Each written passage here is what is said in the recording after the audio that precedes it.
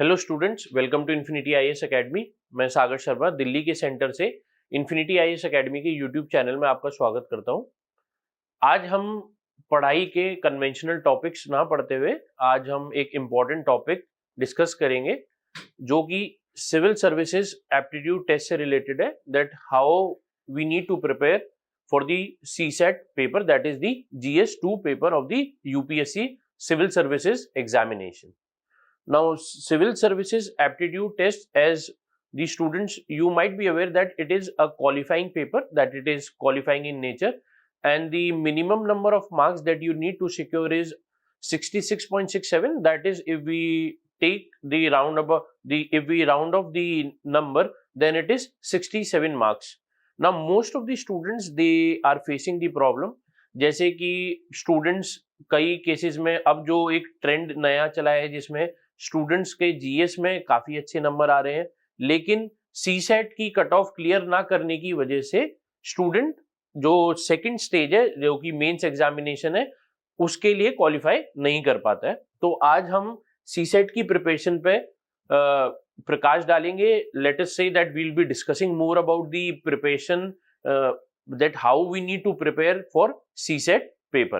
Now, if we break the syllabus of CSAT paper into micro topics, अगर हम CSAT के paper को छोटे छोटे टॉपिक्स में अगर हम बांटे तो मूलतः 3-4 तरीके के टॉपिक हम पढ़ सकते हैं. So now we are breaking this syllabus. So there are basic 4 type of the topics that we need to prepare, or 4 subjects I would say that we need to prepare.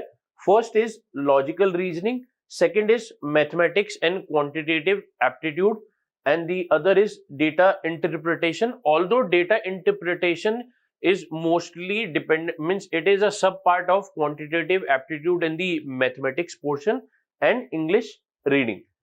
Now students, जैसे कि ये 4 subjects या topic, ये आप मान लीजिए, पहले की है लॉजिकल रीजनिंग, दूसरा है मैथमेटिक्स और क्वांटिटेटिव एप्टीट्यूड, जिसे हम अरिथमेटिक के नाम से भी हम जानते हैं, और उसमें एल्जेब्रा भी आता है, ज्योमेट्री भी आता है, मेंसुरेशन भी आता है, ऑल्दो मेंसुरेशन ज्योमेट्री का ही पार्ट है। फिर डेटा इंटरप्रिटेशन, जो कि मैथमेटिक्स का पार्ट है, लेकिन हम उसको अलग पार्ट की तरह ट्रीट करके चलेंगे। उसके बाद इंग्लिश कॉम्प्रिहेंशन रीडिंग, वो एक अलग सब्जेक्ट है, उसके भी तकरीबन 27 के करीब क्वेश्चन अगर हम एवरेज तौर पे मान के चले तो हर साल आते हैं। अब इससे हम आगे बढ़ते हैं, तो अगर हम लॉजिकल रीजनिंग का पेपर देखें और लॉजिकल रीजनिंग के मार्क्स देखें तो तकरीबन 50 मार्क्स का लॉजिकल रीजनिंग आता है। अगर हम सीसेट के पेपर को तोड़ के देखें तो सीसेट पेपर में 80 क्वेश्चंस आते हैं। There are around 80 questions and each questions they carry 2.5 marks and the negative is 1/3, right? And the number that you need to secure in order to qualify is 66.67, that is 67 marks. Now logical reasoning ये एक important pillar है, ठीक है। इसका 50 marks का जो importance है, 50 marks तक इसमें आता है एग्जाम के अंदर। उसके बाद जो क्वांटिटेटिव एप्टीट्यूड वाला सेक्शन है, जिसमें अरिथमेटिक, एल्जेब्रा, ज्योमेट्री, मेंसुरेशन, ये सब आता है, ये मैक्सिमम वेटेज इस वाले पोर्शन को दिया गया है। कई बार अगर हम 2020 का क्वेश्चन पेपर उठा के देखें तो तकरीबन 42 क्वेश्चंस सिर्फ क्वांटिटेटिव एप्टीट्यूड से आए थे। तो जैसे कि यूपीएससी थोड़ा जो पेपर का पैटर्न है वह भी काफी अनप्रिडिक्टेबल रहता है, and most of you might be aware that the unpredictability that is associated with the UPSC paper, right? So the weightage can increase or decrease if we compare it to the previous year, or if we are talking about the subsequent year. So we need to prepare in a manner that we are able to cover the topics holistically, right? So we don't, now you need to devote more number of time, more number of hours to CSAT, because especially the people who are from engineering background, now they tend to have this impression that they'll easily qualify CSAT. So now the difficulty level of CSAT, it has tremendously, or I would say drastically changed. जो CSAT का difficulty level है पिछले सालों के मुकाबले और खासकर जो इस बार का सीसेट का पेपर है या 2021 का सीसेट का पेपर था, उसका जो डिफिकल्टी लेवल है वह ड्रास्टिकली चेंज हुआ है और मैं ये कहूंगा कि वो थोड़ा सा टफर साइड की तरफ गया है। तो इसलिए अब आपको सिर्फ 1-2 महीने के तैयारी से काम नहीं चलेगा, आपको पूरे साल तकरीबन इसके लिए 1-2 घंटे आपको डेली डेडिकेट करने पड़ेंगे। इसलिए सीसेट के लिए भी आपको कंटिन्यूटी और बनाए रखनी है, डेली प्रैक्टिस करना है सीसेट का पेपर। अब हम आगे बढ़ते हैं। इंग्लिश जो इसका जो तीसरा पार्ट है, जो तीसरा सब्जेक्ट है, जो रीडिंग कॉम्प्रिहेंशन है, ये भी 1/3 जो नंबर ऑफ क्वेश्चंस है, मोर और लेस 27 के करीब इसमें क्वेश्चंस हर साल आते हैं। So we are talking about the English and the reading comprehension part. There are around 27 questions every year, more or less the same. It can vary, means it can increase also and decrease also, but on an average there are around 27 questions and it remains more or less the every year. Okay, so the other things about the paper, now data interpretation, although it is a part of the quantitative aptitude and mathematics, the quantitative aptitude and mathematics portion, now you need to calculate the data interpretation questions, like they'll be given in the form of pie chart, bar graph, right? So in 2018 there were around 14 questions which were asked from the data interpretation section, and prior to that, in the 4 years prior to 2018, there were no questions asked from data interpretation. So you don't need to neglect it. Means if you practice data interpretation or if you practice CSAT for that matter for the complete year, you will be easily able to cover data interpretation. अब हम इसे आगे बढ़ते हैं।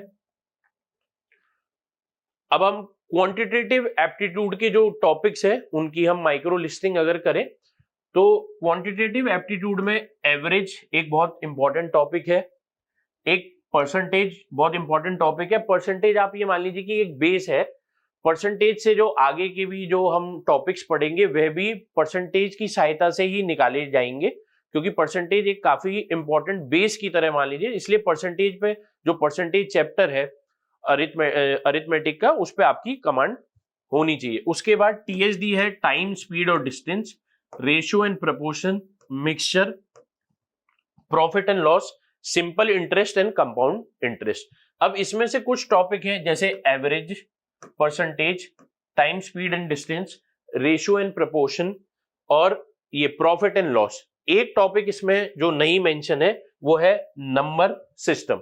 Number system में 2022 के CSAT के paper में तकरीबन 11 क्वेश्चंस आए थे और उससे पहले भी 2021 के पेपर में भी तकरीबन 10 क्वेश्चंस आए थे। तो नंबर सिस्टम भी एक बहुत इंपॉर्टेंट पार्ट है यूपीएससी सीसेट पेपर का, इसलिए आपको नंबर सिस्टम भी, और ज्यादा टफ क्वेश्चंस नंबर सिस्टम आपका सिर्फ बेसिक अगर आपने करा है और आपकी प्रैक्टिस अच्छी है तो आप नंबर सिस्टम के क्वेश्चंस आसानी से वहां पे सॉल्व कर लेंगे। सीसेट आप ये भी कह सकते हैं कि थोड़ा टाइम मैनेजमेंट का भी खेल है, कि किसी क्वेश्चन में आपको जो सारे क्वेश्चन में जो आप टाइम डिवोट करते हैं वो इक्वली डिवोट करना पड़ता है। कई बार ऐसा होता है कि जो इंजीनियरिंग बैकग्राउंड के बच्चे हैं वह जब सीसेट का पेपर सॉल्व करते हैं तो मैथमेटिक्स की क्वेश्चन को लेके वह अपनी ईगो पे ले जाते हैं और एक क्वेश्चन पे ज्यादा टाइम देने की वजह से वह दूसरे क्वेश्चंस में पीछे रह जाते हैं। So what I'm saying is that means you need to devote equal time to every questions. Don't stick to any one question. If you are not able to get through the question, you can skip that question, move to the other question and attempt that, right? So don't make it a issue of prestige that I am a student from the background of engineering, so I'll be able to solve all the mathematics and the reasoning questions. So you need to be wise enough to solve the questions.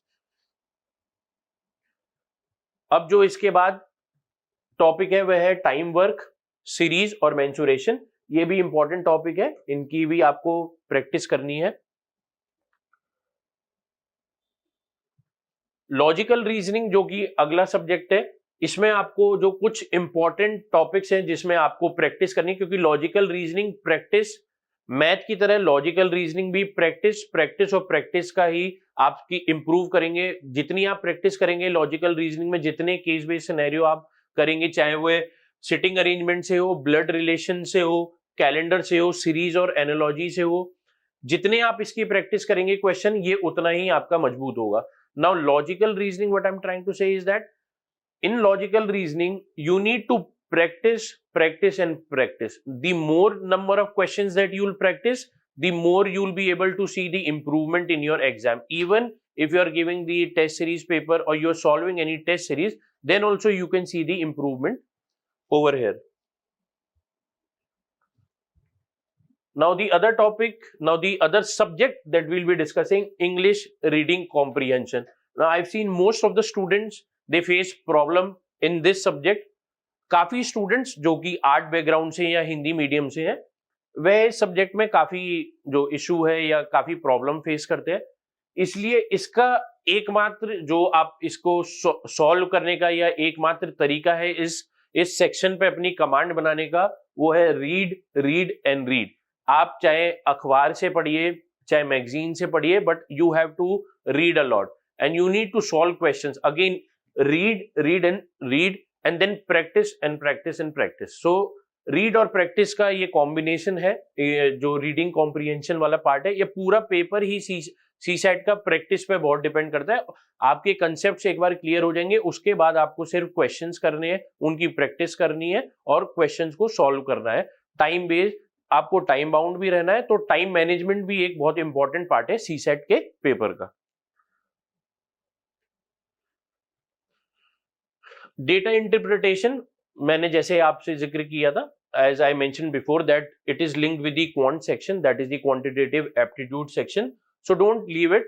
If you leave it, you're leaving at your own risk. तो इसको भी आप पूरे साल में, एक साल में आपको इतना टाइम जरूर मिलेगा कि आप ये सारे सब्जेक्ट और टॉपिक्स जो माइक्रो लिस्टेड है ये आप कवर कर सकते हैं. अब जो प्रैक्टिस करने का तरीका या टेस्ट सीरीज लगाने का तरीका, सबसे इंपॉर्टेंट सोर्सेज है PYQ, that is previous year questions. तकरीबन 10 साल के आपको पेपर लगाने हैं. इससे आपको एक आइडिया मिल जाता है कि क्वेश्चंस किस जो मॉडल है उस पे आएंगे या क्वेश्चन का पैटर्न क्या रहता है. उसके बाद आप इसको, जो CSAT का पेपर है, इसकी जो इंपॉर्टेंस है इतना बढ़ गया है कि now you don't need to spend, you can't afford to spend 2 months, the last 2 months or last 3 months. You need to be in the you need to practice CSAT for the whole year. Try devoting 1 hour or 2 hour daily, then only you'll be able to develop the command that is required at this point of time, because the command that you need right now, it cannot be developed in 2 or 3 months. You need to practice for a year, right? Then you can take you can refer various books, lectures and test series. We'll be also running a test series in our institute, that is Infinity IAS Academy. You can subscribe to a test series. आप उसको practice कीजिए. जो test series है वे काफी जो competent teachers हैं उनके guidance में बनाई जाएगी, तो आप वो टेस्ट सीरीज भी उसको प्रैक्टिस कर सकते हैं. और कोशिश कीजिए जो ओपन मॉक टेस्ट वगैरह होते हैं, जो रियल लाइफ उसको जो सिमुलेशंस में होते हैं, उन वहां पे जाके आप कोचिंग इंस्टीट्यूट में जाके वो टेस्ट भी दे, तो उससे आपको थोड़ा जो प्रेशर है, जो आप अपने आप को नर्व को काम करके रखना है, वो भी आप तरीका सीखेंगे. तो ये सब एक तरीके से मतलब ऑल राउंड आपको एफर्ट पुट करना है CSAT के पेपर के लिए. तो आज के लिए हमारी वीडियो में इतना ही. आपको CSAT का पेपर, अब जैसे कि मैंने आपको बताया कि CSAT का पेपर अब आपको इग्नोर नहीं करना है, क्योंकि थोड़ा सा टफर साइड पे जा रहा है. ट्रेंड ये भी है that people who have qualified और who have scored good in GS paper, I have seen people scoring 120, 110 in GS paper, but they are not able to qualify prelims only because of CSAT, and it's happening year after year. That is, I've seen people scoring good in GS in 2020 also, 2021 also, and 2022 also, but unfortunately they were not able to qualify prelims only because of CSAT. So don't ignore CSAT. We'll be running classes, we'll be organizing test series here in the institute. You can subscribe to a test series. Till then, you can subscribe to a channel, that is Infinity IAS Academy on YouTube. You can press the bell icon for more updates, and thank you for watching a channel. Thank you.